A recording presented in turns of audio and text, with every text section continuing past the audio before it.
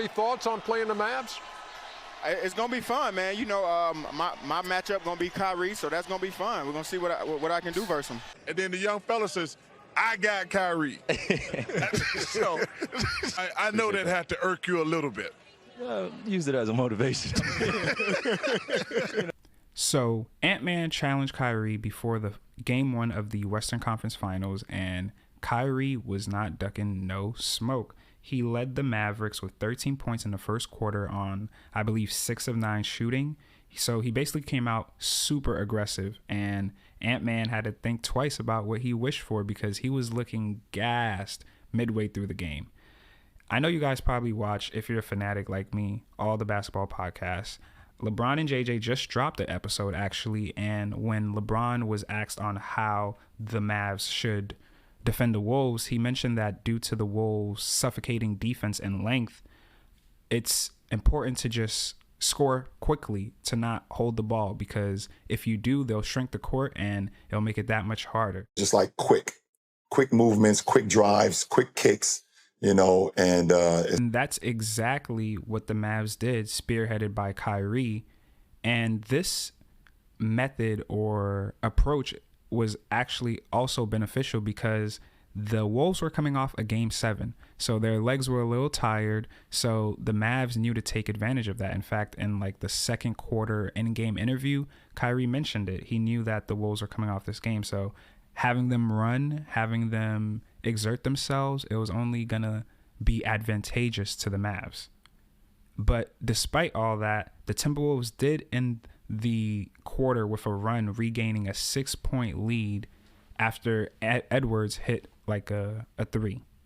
By the start of the second quarter, Jaden McDaniels already had hit like 4 threes and had like 19 points by the end of the half. And a big problem for the Mavs were all the threes that Minnesota was hitting.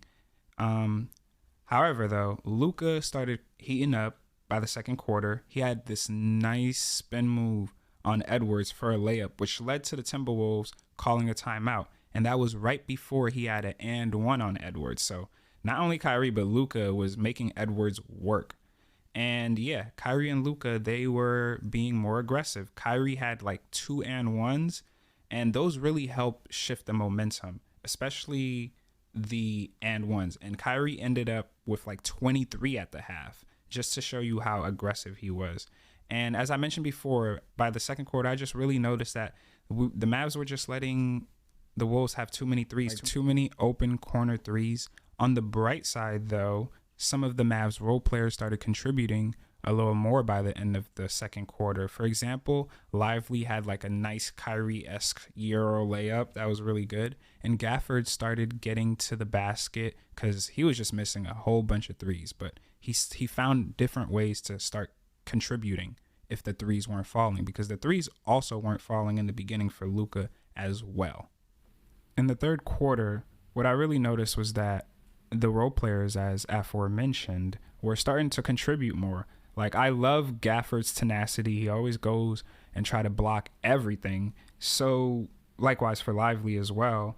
And Kyrie continued attacking downhill. The Mavs benefited from 2 smart challenges that Coach Kidd decided to take, and they won both of them. But at the end of the third, though, Naz Reid had a nice 5-point swing. He had like this good block. I forgot on who he had it on, but Luka had like this amazing pass. Like, if he had finished it, I think it was Josh Green. If Josh Green had finished it, that would have been such a nice highlight, because that Luka pass was just amazing. Luka is just a savant with the passing. But Naz Reid, he came and he pinned that. And he came right back down. I think Edwards found him in the corner, right corner for a 3. And I was like, damn. The fourth quarter, though, was the craziest by far. The beginning and the end is what's most important. And the fourth definitely lived up to it. Edwards still looked gassed. He wanted that smoke with Kai. And Kai and Luka was, giving him that work. But Karl Anthony Towns, he hit like a crucial 3. He started showing up more. The Timberwolves' 3-point shooting continued to be a problem, and it was irking my soul. Another key takeaway or point in the game was when Cat committed that basket interference. I forgot at what point, but it was huge because every point matters, especially in crunch time. And a play I really, really wanted to highlight was Luka's great block on that lob attempt. It reminded me of in the finals when Giannis was kind of guarding, I think, Booker, and Booker was trying to throw a lob to Ayton, and then he kind of defended both of them and kind of stopped it. Now, Luka ain't no Giannis, and he jokes in the post-game interviews all the time, like, yeah, I'm trying to be defensive team, I'm making it. And, you know, he's English is like a second language, Sam, so, but he tries, but it's funny sometimes. But that was an amazing stop. I was proud of Luka. I was like, good job, my boy. And honestly, Luka was showing some more defensive effort and tenacity, and I gotta love it because Kyrie's my favorite player, but Luka is a problem. And I know right now he's dealing with injuries. Literally, you could see the blood coming out of like his compressions on like his knee, and he's really giving it all out there. And even a greater play or similar level, but really important play at the end in the fourth was the dagger, like midi on the right side that Luka hit, and then, you know, he flexed on the crowd. But I felt that watching at home, because, you know, that kind of sealed the deal at the end. And it got even more bizarre in the fourth. Literally, my heart sank when I saw that we accidentally scored in our own basket. I think it was like PJ. I don't know who was there, like PJ or Lively. Somebody hit it. It was accidental, but, you know, it's still crunch time and every point matters. And there was 8 seconds left. And there was some type of play that led to Mike Conley getting fouled. And he got fouled on the 3-point line. And they were down by 3, I believe. So he had to make all 3.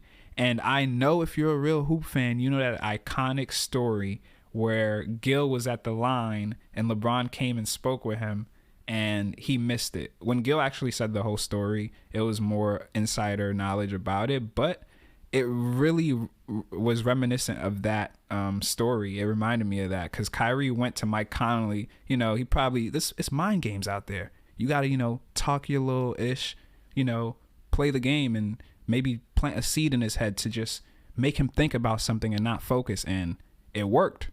And Mike Conley missed one of the free throws, and that pretty much sealed the deal. But I'm going to be real vulnerable with y'all. I know y'all probably be sports betting like me. I've been missing my parlays by the smallest margin. And at that end, I had a parlay. I'll probably show you guys a screenshot of it because, you know, I don't be capping. I keep it real for real. And Luka was literally 2 points away from me hitting my $400 parlay. And at the end, I know Vegas probably called. Don't get at me, Vegas, but I'm just saying, like, Luka grabbed the rebound and they def fouled him. There was like 1.8 seconds left.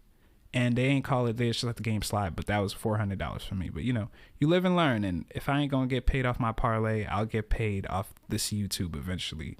Doing what I love. So, that was pretty much the end of the game. So now some takeaways.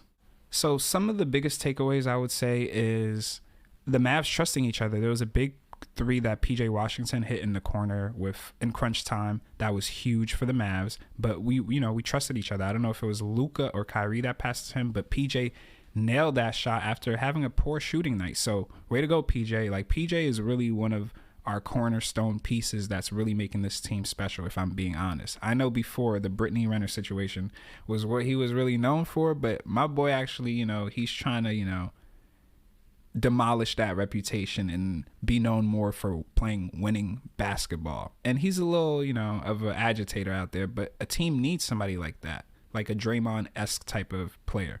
But yeah, I think the biggest takeaway I'll say is after this game, people will realize that the Mavs ain't no joke. I've been jacking this for a long time now that the Mavs are winning the championship, and I have a video coming out to just, you know, seal it in time, or if, for lack of a better term, you know, to have it dated when I've been saying this, because I had to fight the Clippers fans, Mavs in 6. I had to fight the Thunder fan, the first seed, Mavs in 6 again. And now, you know, we got the Wolves. But don't believe in us. That's how I know my parlay is going to hit better, when y'all don't believe. So I go against the green or whatever.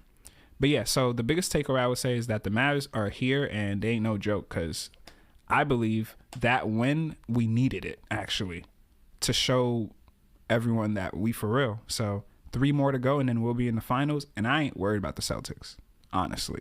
We get to the finals, we gonna win that, like, for real. So yeah, that's what I'll say. I think some of the biggest takeaways is that, yeah, well, the Mavs are actual contenders, and every series it seems like they're the underdog a little bit, but you know, the underdog story is always the best. It feels the best when nobody thinks you're capable or believes in you. You know, you savor it more. And honestly, this video ain't too long, so as my first video, this is going to be my worst video, and I'm pretty sure it's still going to be pretty good, you know, because it's me. But moving forward, I'm just a hooper. Like, I just love to hoop. So I don't want you guys to think that I'm above you or below you, but I just know that any court I go on, I can get a bucket. I'll probably share some, you know, hoop stuff with y'all later down the line, but I just really wanted to start this channel to share with the world my insights and build a community where it feels like you're talking to your hoop homie, for real. Because if you hoop around, you know, like, chopping it up with your peoples about the game is part of why we love the game. It's what brings people together. So with that being said, you know, the algorithms, can you guys like, comment, and actually let me know who y'all think gonna win the series. Let me know anything you agreed with me on or disagreed with me on. Who's gonna win game 2? Game 2, I still got my Mavs, because I believe when you got somebody like down, you gotta like finish the job. Job's not done. You know what Kobe said, job's not finished. So game 2, let's get this win, and you know, be on the lookout for more content. I'm gonna try to be consistent, you know, but I just wanted to put this one out there to get it in there. But Mavs in 6, Mavs for the chip. And yeah, your boy's out. Peace.